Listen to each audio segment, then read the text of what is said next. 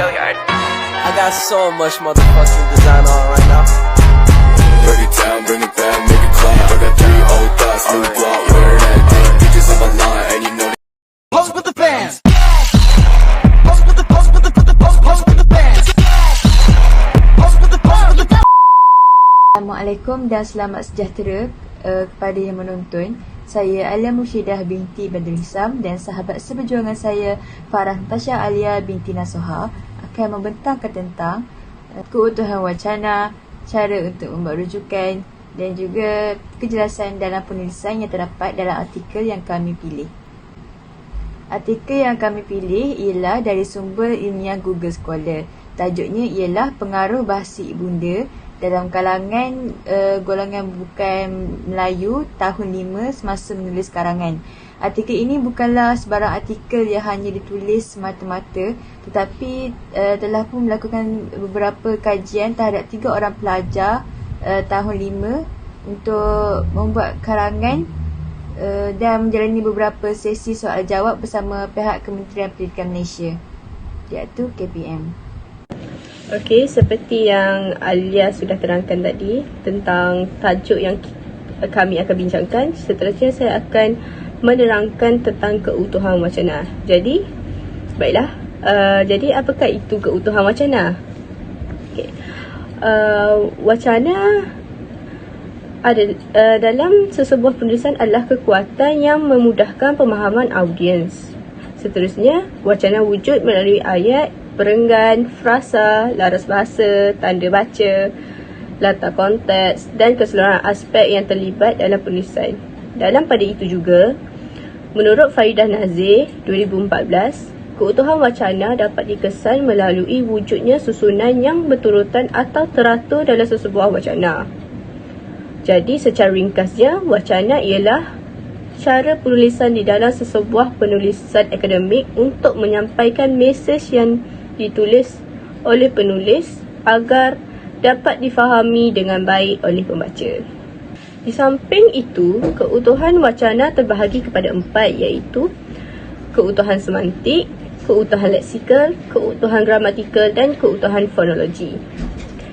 Yang pertama, keutuhan semantik ialah jalinan makna di antara satu ayat dengan ayat yang lain atau perenggan dengan perenggan lain. Kedua, keutuhan leksikal ialah hubungan wacana berdasarkan pemilihan dan penggunaan perkataan yang sesuai dengan makna yang ingin disampaikan. Ketiga pula, keutuhan gramatikal ialah wacana yang berkualiti, mesti diperlihatkan hubungan berdasarkan binaan tata bahasa. Ini dapat dilihat daripada penggunaan tanda gramatik. Akhir sekali, keutuhan fonologi ialah dapat dilihat dari segi hentian suara. Ini dapat menimbulkan hubungan semantik di antara bahagian wacana. Antara keutuhan wacana yang terdapat dalam artikel ini ialah keutuhan semantik. Apa itu keutuhan semantik? Semantik merupakan kajian makna istilah yang membawa maksud erti penting. Terdapat 2 jenis iaitu hubungan semantik dengan bahagian-bahagian wacana dan kesatuan latar belakang semantik. Selain itu, terdapat 3 kesatuan latar belakang semantik, antaranya kesatuan topik, jenis media penyampai dan hubungan sosial pembicara. Kesatuan ialah unsur dalam wacana yang mempunyai hubungan idea dengan tajuk atau judul. Dalam wacana ini, terdapat topik yang dinyatakan. Topik pertama ialah kajian menunjukkan peserta kajian dipengaruhi oleh bahasa ibunda semasa menulis karangan bahasa Melayu. Topik kedua ialah wacana menyatakan pelajar sering menggunakan bahasa ibunda semasa menulis karangan. Di sini terdapat 2 topik yang disatukan dalam satu wacana. Seterusnya, jenis media penyampaian. Media penyampaian ialah laras bahasa yang digunakan dalam artikel atau percakapan seharian. Dalam artikel ini, penulis menggunakan laras bahasa jurnalistik di mana penggunaan bahasa tidak berbunga-bunga, jelas dan makna yang disampaikan itu mudah difahami. Saya baca terlebih dahulu artikel yang ada di sini dan saya akan buat perbandingan antara tulisan jurnal dan juga tulisan pelajar cemerlang SPM. Kajian ini mendapati bahawa peserta kajian 1 PK1 dipengaruhi oleh bahasa ibunda apabila PK1 mengalami masalah kekurangan kosakata. Kekurangan kosakata menyebabkan PK1 sukar untuk menulis karangan dengan baik. Selain itu, PK1 menghadapi masalah untuk memahami soalan tugasan dengan baik.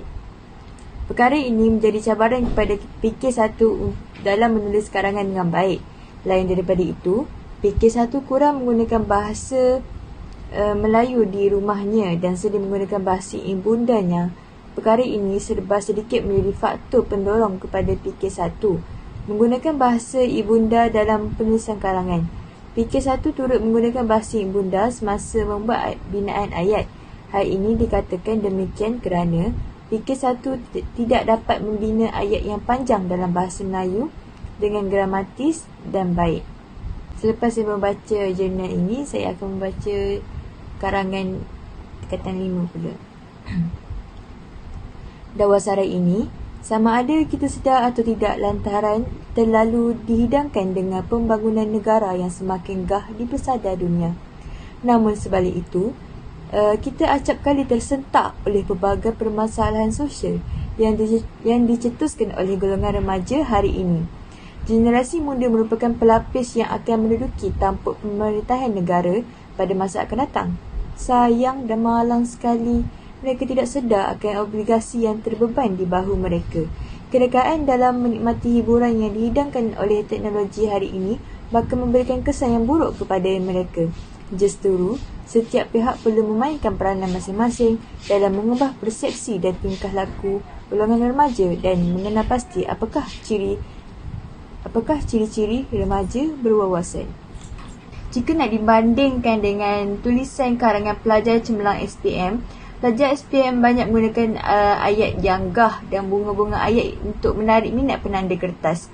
Seperti penggunaan dawasara ini dihidangkan dengan pembangunan, acap kali, menduduki tampuk pemerintahan negara, obligasi yang terbeban dan mengakhiri wacana dengan persoalan supaya pembaca lebih berminat untuk mengetahui tajuk itu dengan lebih mendalam. Akhir sekali, hubungan sosial pembicara. Poin ini tidak terkandung dalam artikel kerana ini melibatkan perbualan secara bersemuka. Contohnya, orang A berkata kepada orang B, "Sudah siap?" Lalu orang B menjawab, "Belum lagi, dawat habis." Perbualan ini hanya difahami oleh dua orang pelaku itu sahaja. Sekiranya terdapat orang C yang mendengar perbualan tersebut, kemungkinan besar orang C tersebut tidak akan memahami apa yang mereka cuba komunikasi pada ketika itu. Baiklah, seperti yang Alia terangkan tadi, seterusnya saya akan terangkan tentang keutuhan leksikal. Sebenarnya keutuhan leksikal terbahagi kepada 6, iaitu pembuka dan penutup, antonim, hiponim, kelengkasi, persamaan leksikal atau sinonim dan pengulangan. Di dalam artikel ini terdapat keutuhan leksikal bagi persamaan leksikal dan sinonim. Persamaan leksikal dan sinonim ini dapat dilihat berdasarkan perkataan dasar yang sama dengan imbuhan yang berbeza dalam dua ayat berturutan tetapi masih menunjukkan persamaan maksud. Jadi saya akan membacakan dahulu teks bagi persamaan leksikal atau sinonim. Baiklah, bahasa kebangsaan ini merupakan bahasa yang perlu digunakan oleh kesemua masyarakat yang tinggal di bawah satu pentadbiran dan bumbung yang sama bagi memudahkan pelaksanaan urusan sama ada perniagaan, perdagangan, pendidikan dan sebagainya. Penggunaan bahasa kebangsaan sangat diperlukan bagi memberi kemudahan kepada rakyat untuk menggunakan bahasa yang mudah difahami sekaligus mampu untuk mengangkat bahasa kebangsaan sebagai bahasa yang menjadi kebanggaan rakyat. Hal ini dikatakan demikian kerana bahasa Melayu merupakan asas jati diri, asas pemikiran dan pandangan hidup dalam melahirkan sebuah bangsa yang bermaruah. Jadi, berdasarkan teks yang telah kami kaji ini, persamaan leksikal atau sinonim yang dapat dilihat ialah bahasa kebangsaan ini dan penggunaan bahasa kebangsaan. Jadi, melalui dua ayat ini, kita dapat melihat persamaan maksud tetapi menggunakan perkataan yang berbeza. Baiklah, selanjutnya, keutuhan wacana yang dapat dikenal pasti ialah keutuhan gramatikal. Keutuhan gramatikal ini terbahagi kepada 4, iaitu penanda rujukan, penanda pergantian, penanda elipsis dan penanda penghubung. Di sini, saya telah menjumpai keutuhan gramatikal iaitu bagi penanda penghubung. Penanda penghubung ini berfungsi untuk menjalinkan perkataan dengan perkataan, frasa dengan frasa, klausa dengan klausa dan ayat dengan ayat. Selain itu, penyata penghubung ini digunakan untuk menyatakan pelbagai jenis hubungan. Baiklah, saya akan membacakan teks bagi penanda penghubung. Dalam pada itu, perkara ini kerap kali dapat dilihat apabila sebahagian besar murid bukan Melayu di negara kita masih lagi mempunyai masalah untuk menggunakan bahasa Melayu dengan betul. Pengaruh bahasa ibunda yang begitu kuat ini berlaku disebabkan oleh persekitaran murid-murid bukan Melayu yang berada dalam kelompok yang sama.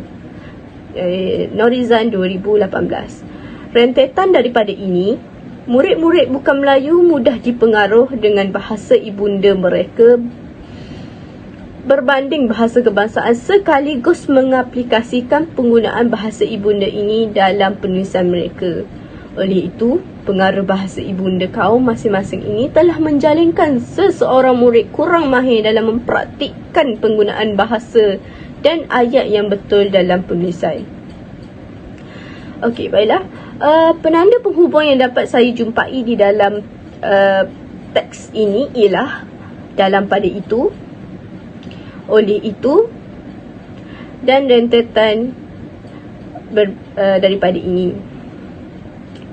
Okey, jadi berdasarkan artikel yang dikaji, penanda penghubung ini digunakan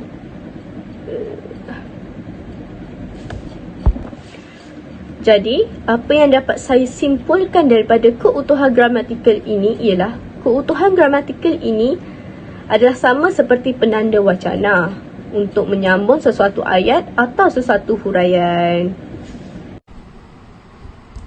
Akhir sekali ialah keutuhan fonologi. Keutuhan fonologi ialah bunyi-bunyi yang berfungsi dalam sesuatu bahasa. Antara aspek-aspek yang terkandung ialah hentian suara, nada suara dan intonasi suara. Dalam artikel ini, hanya terkandung hentian suara iaitu melibatkan tanda baca. Sebelum memulakan isi baharu, perlu dimulakan dengan penanda wacana dan koma sebagai penghubung isi yang baru. Dalam satu wacana itu juga, terdapat tanda noktah untuk setiap isi dan pernyataan yang ditulis supaya dapat dipahami pembaca. Saya akan kupas mengenai kejelasan dalam penulisan yang terdapat dalam artikel ini. Kejelasan dalam penulisan terbahagi kepada dua, iaitu kohesi dan koheren. Kohesi itu apa dan koheren itu apa? Kohesi ialah ciri wacana yang membawa keserasian hubungan antara satu unsur linguistik yang lain dalam satu wacana untuk menghasilkan satu wacana yang lengkap. Manakala koheren diertikan sebagai ada kesinambungan antara satu ayat dengan ayat yang lain dalam sesebuah wacana supaya mudah difahami. Kohesi yang terdapat dalam artikel ialah Katagras dan Mahendram 2014 menyatakan bahawa pengaruh bahasa ibunda telah mengganggu penguasaan bahasa kedua dengan lebih baik kerana ciri-ciri yang ada dalam bahasa ibunda digunakan dalam pembelajaran bahasa kedua. Perkara ini menunjukkan bahawa pengaruh bahasa ibunda dalam kalangan murid bukan Melayu sangat kuat sehingga mereka terbawa-bawa pengaruh bahasa tersebut dalam pembelajaran bahasa Melayu. Di sini saya warnakan ayat pengaruh bahasa ibunda telah mengganggu penguasaan bahasa kedua sebagai isu utama dalam wacana ini pada ayat yang pertama. Pada ayat kedua pula, isi penting itu diganti dengan perkataan perkara ini untuk mengembangkan lagi idea tersebut. Seterusnya, kita kena pasti koheren yang terkandung dalam artikel ini. Saya baca terlebih dahulu. Dapatan kajian mendapati bahawa fikir satu menyusun perkataan tanpa mengambil kira sebarang aspek dalam bahasa Melayu. Fikir satu turut meletakkan perkataan tersebut asalkan menjadi ayat yang lengkap. Hal ini dikatakan demikian kerana PK1 kurang kosakata dan kurang memahami bahasa Melayu dengan baik. Melalui analisis dokumen, pengkaji mendapati bahawa PK1 melakukan kesalahan hasil daripada pengaruh bahasa ibunda seperti kegagalan penggandaan konsonan dan kesalahan struktur ayat. Berdasarkan kepada karangan yang ditulis, pengkaji mendapati bahawa ayat yang dibina oleh PK1 lebih terarah kepada susunan dalam bahasa Tamil dan mengikut bahasa percakapan. Lain daripada itu, kegagalan penggandaan konsonan ini turut membuktikan bahawa PK1 mempunyai pengaruh terhadap bahasa ibunda kerana bahasa Tamil jarang terdapat penggandaan huruf. Pada ayat pertama, tema yang terdapat dalam wacana ini ialah PK1 menyusun perkataan tanpa mengambil kira sebarang aspek dalam bahasa Melayu. Itu tema utama dalam wacana ini. Jadi untuk mengenal pasti koheren, tema yang diberikan tu ada isi-isi di bawah tema tersebut.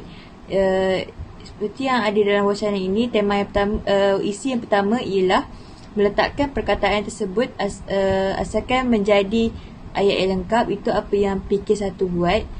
Isi yang kedua ialah PK1 kurang kosakata dan kurang memahami bahasa Melayu dengan baik.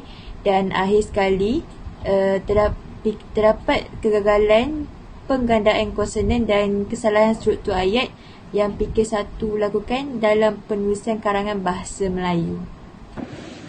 Baiklah, Alia sudah menerangkan tentang kejelasan dalam penulisan. Yang terakhir sekali, saya akan menerangkan tentang sumber rujukan. Jadi, apakah itu sumber rujukan? Sumber rujukan ialah rujukan yang boleh difahami sebagai perbuatan memberi kredit kepada atau menyebut nama seseorang atau sesuatu bahan di akhir sesebuah penulisan. Rujukan juga menandakan perkara yang telah anda tinjau dan dirujuk dalam teks dalam kerja penyelidikan dan sebagai satu cara untuk mengakui atau secara tidak langsung membantu mengiktiraf karya orang lain dan membantu para pembaca mencari sumber asli mereka, sumber asli maklumat. Selain itu, menurut Mong Song San pada tahun 2009, mendefinisikan rujukan merangkumi sumber asas, primary source, dan sumber sekunder, secondary source. Sumber asas adalah bahan asli yang mempunyai kesalahan, kebolehpercayaan dan kontekstual. Antara sumber asas ialah dokumen rasmi kerajaan, dokumen arsip, diari, memor, biografi, laporan ekuari penemuan penyelidikan yang merupakan bahan rujukan utama kerana dapat memastikan hasil kajian adalah tepat dan boleh dipercayai. Sumber sekunder pula ialah bahan rujukan yang didapati daripada rujukan sumber asas, misalnya buku-buku ulasan, analisis dan kritikan, makalah, esei ilmiah dan sebagainya. Di samping itu juga, di dalam artikel yang dikaji ini, kemahiran rujukan yang telah digunakan ialah Sistem American Psychological Association APA dalam edisi ke-7 yang telah diterbitkan pada Oktober 2019. Dan cara menulis sumber rujukan ini bergantung kepada jenis sumber rujukan yang digunakan kerana setiap rujukan yang digunakan mempunyai format yang berbeza-beza. Berdasarkan contoh yang diambil, rujukan yang diambil ialah dari jurnal. Namun begitu, terdapat dua jenis rujukan yang telah digunakan di dalam artikel ini, iaitu buku dan jurnal. Tetapi kebanyakan rujukan yang digunakan di dalam artikel ini ialah jurnal. Jadi, itu sahaja pembentangan dari saya, Farina Tasha Alia, dan rakan seperjuangan saya, Alia Murshidah. Jika ada salah dan silap, mohon ditegur kerana kami hanyalah insan yang baru sahaja ingin berjinak-jinak di dalam bidang ini. Izinkan kami mengundurkan diri. Terima kasih. Bring it back, make it clap. I got 3 old thoughts, new